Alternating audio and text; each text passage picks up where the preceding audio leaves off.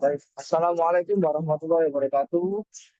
Sebelumnya kami dari Angkatan 2022 sangat berterima kasih kepada Bapak Cendra dalam membimbing kami pada mata kuliah Sistem Informasi Manajemen yang dilakukan secara asinkron. Di sini kami kelompok 1 akan mempresentasikan tugas kami untuk ujian tengah semester yang bertemakan privasi data dan hak konsumen. Pentingnya mengatasi pentingnya melindungi data konsumen dalam ekonomi digital yang semakin berkembang. Kerangka hukum dan praktik terbaik untuk menegakkan privasi data dan hak konsumen. Untuk materi untuk kelompok di sini pertama ada Muhammad Faiz Rahman dengan NIM 220512141113. Lalu ada Kennedy Aistia Darmawan dengan NIM 220512141135.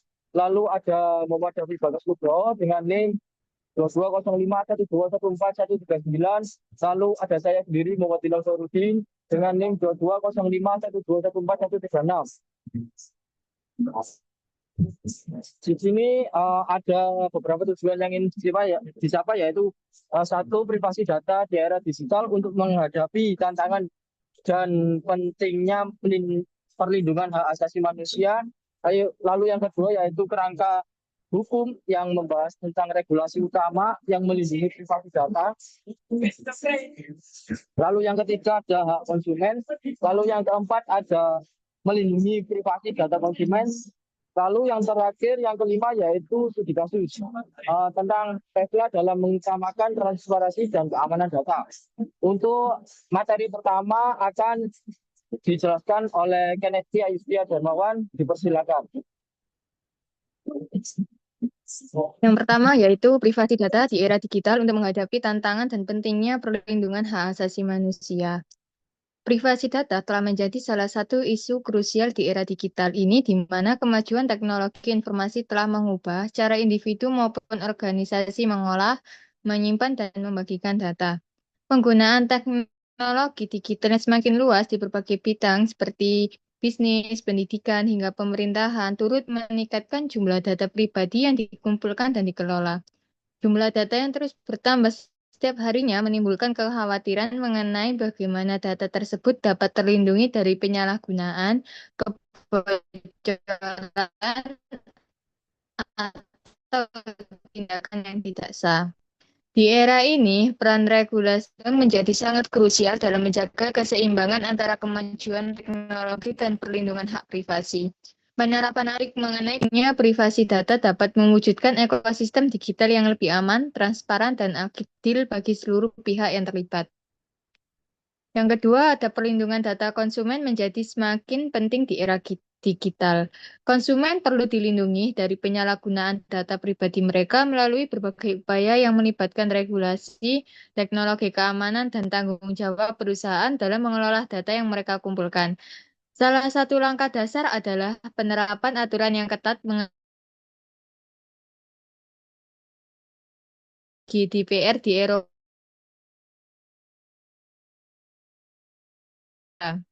Aturan ini bertujuan untuk memberikan konsumen kontrol penuh atas data yang mereka bagikan, serta memastikan bahwa perusahaan hanya menggunakan data sesuai dengan persetujuan yang diberikan. Peraturan ini juga mengharuskan perusahaan untuk mengimplementasikan langkah-langkah keamanan guna melindungi data dari kebocoran atau penyalahgunaan. Selain regulasi, konsumen harus dilindungi melalui penerapan teknologi keamanan yang canggih. Perusahaan yang mengelola data konsumen harus mengimplementasikan sistem keamanan seperti enkripsi data, autentifikasi dua faktor, dan firewall yang kuat untuk mencegah akses tidak sah. Dengan menggunakan teknologi ini, perusahaan dapat memastikan bahwa data pribadi tidak mudah diretas atau dicuri oleh pihak ketiga yang tidak bertanggung jawab. Teknologi juga harus dapat melacak aktivitas mencurigakan yang berpotensi membahayakan data konsumen, sehingga tindakan preventif dapat dilakukan segera sebelum masalah menjadi lebih serius. Perusahaan harus bertanggung jawab dalam melaporkan pelanggaran data dengan cepat dan transparan. Data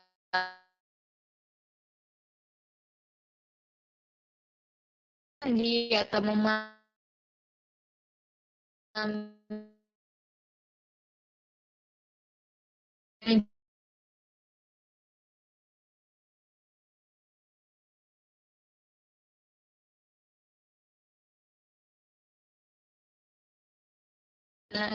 menangani.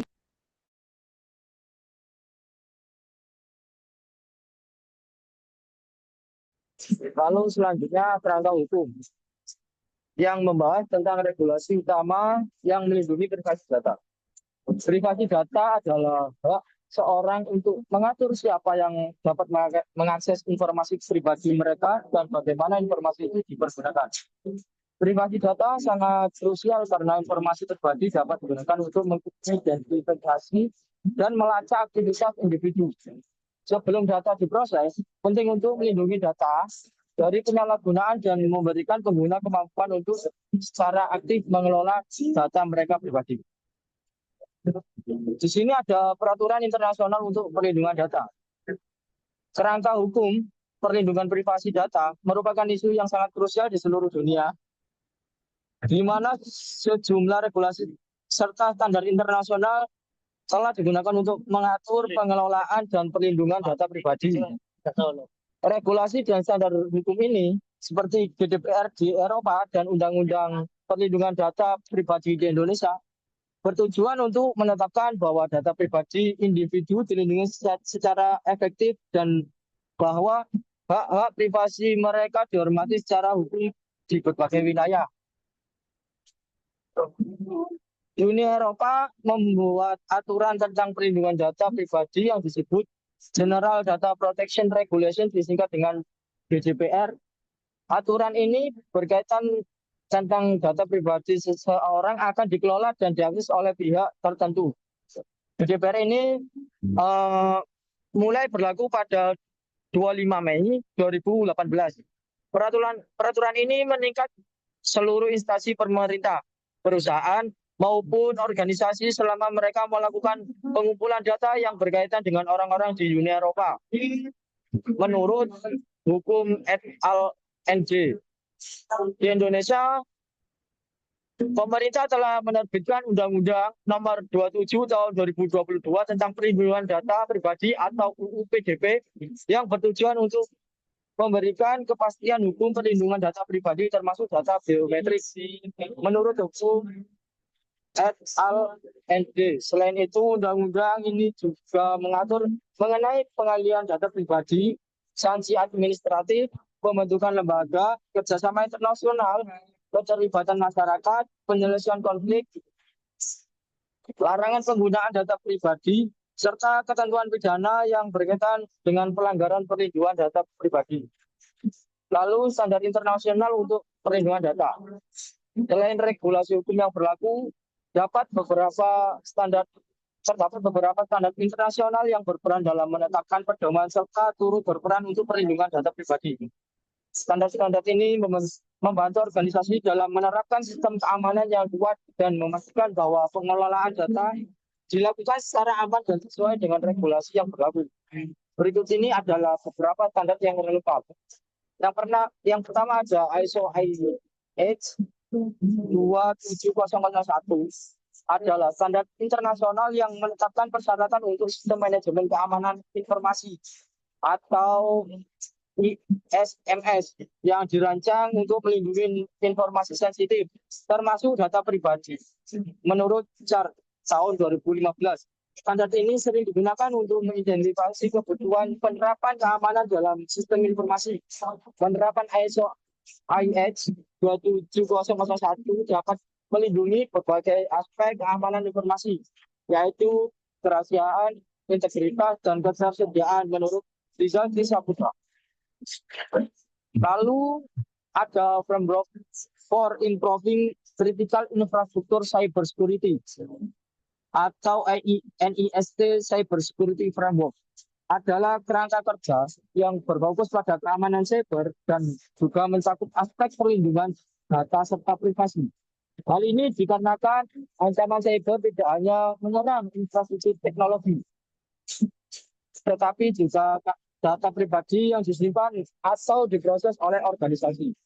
Kerangka kerja ini menyediakan mekanisme penilaian yang memungkinkan organisasi atau perusahaan untuk menilai kemampuan keamanan cyber saat ini, menetapkan tujuan individu, dan merencanakan perbaikan serta pemeliharaan program keamanan cyber. Selanjutnya akan dijelaskan oleh rekan saya.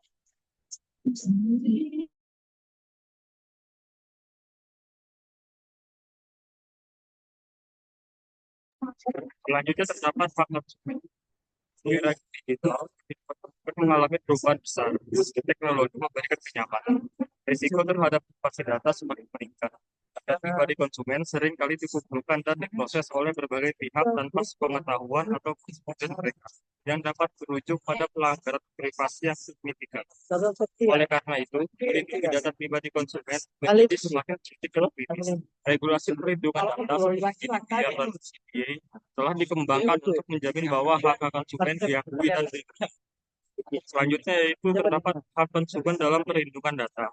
Konsumen memiliki hak-hak yang fundamental dalam perlindungan data pribadi mereka yang harus dihormati oleh pihak yang mengumpulkan, proses, dan menyimpan data tersebut.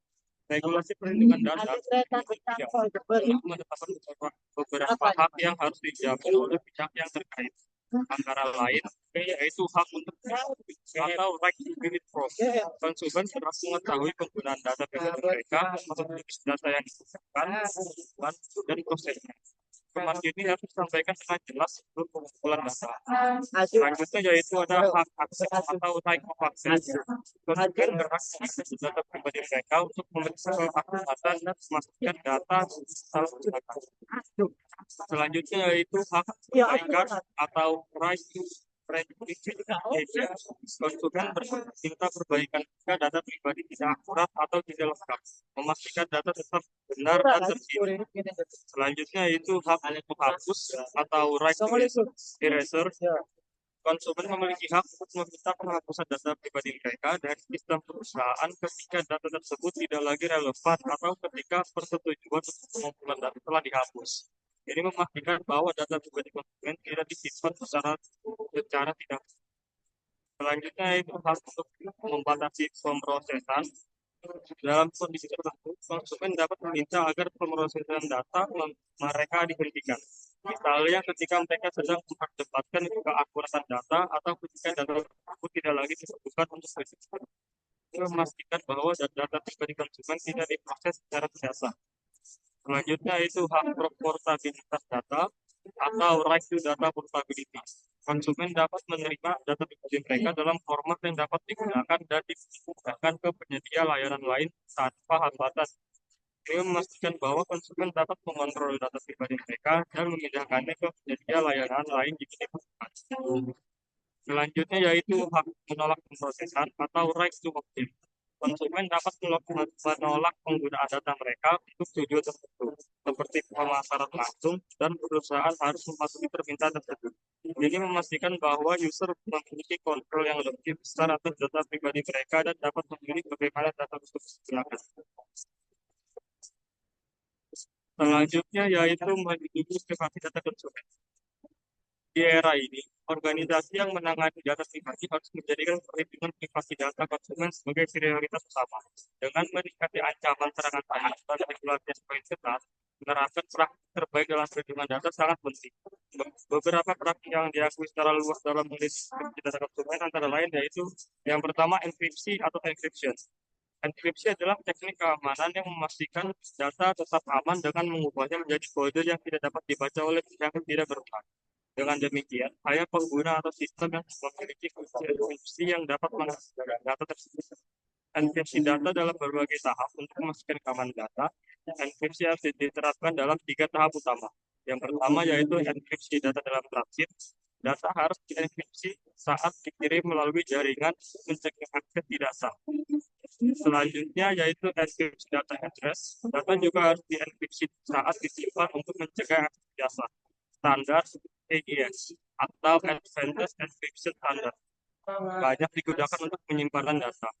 Selanjutnya yaitu enkripsi end-to-end, perlindungan ekstra untuk aplikasi yang menangani komunikasi sensitif seperti pesan atau transaksi keuangan.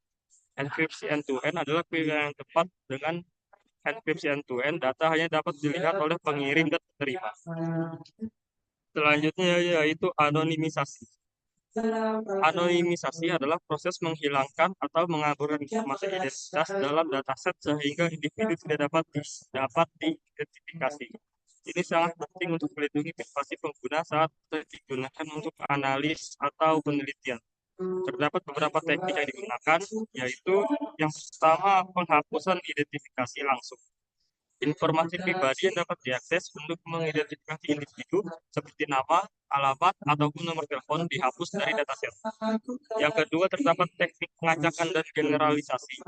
Pengacakan atau masking data serta teknik generalisasi seperti merangkum usia dalam kelompok, contohnya yaitu usia 30-40, membantu mengurangi risiko pengenalan kembali identitas pengguna.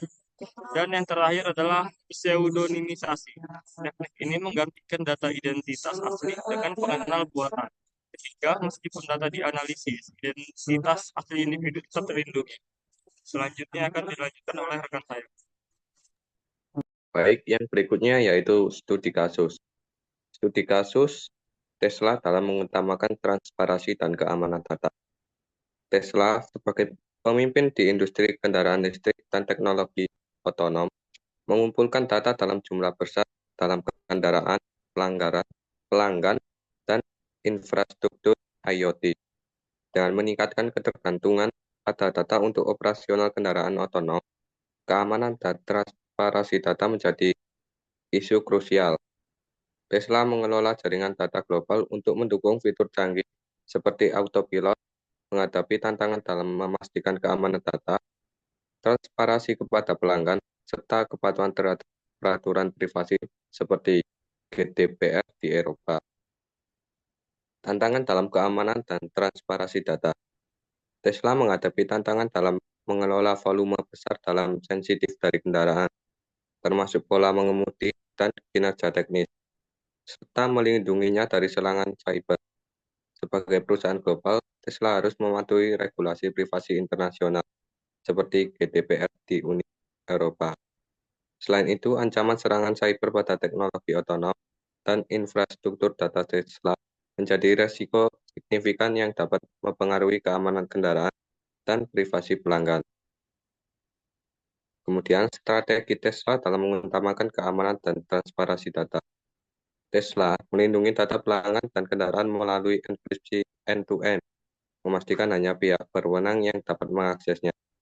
Perusahaan transparan mengenai pengumpulan dan penggunaan data, memberi pelanggan kendaraan atas data mereka. Tesla juga memperkuat keamanan cyber dengan firewall, pemantauan real-time, dan pengujian sistem berkala. Selain itu, Tesla memberikan pelatihan keamanan data kepada karyawan untuk menjaga privasi dan keamanan. Dan yang terakhir, dampak dari strategi Tesla. Tesla mematuhi regulasi privasi global, termasuk GDPR, untuk menghindari denda dan membangun reputasi etis dalam pengelolaan data.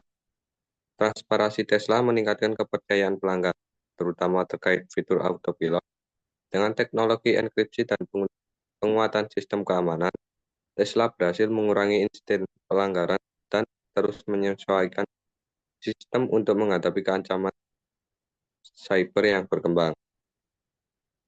Tesla telah menunjukkan komitmennya terhadap keamanan dan transparansi data melalui implementasi teknologi enkripsi yang canggih, kepatuhan terhadap regulasi privasi, serta transparansi kepada pelanggan terkait penggunaan data. Upaya Tesla dalam mengamankan data tidak hanya memperkuat posisi mereka di pasar kendaraan otonom, tetapi juga memastikan bahwa pelanggan yang merasa aman dan percaya pada produk serta layanan yang mereka gunakan.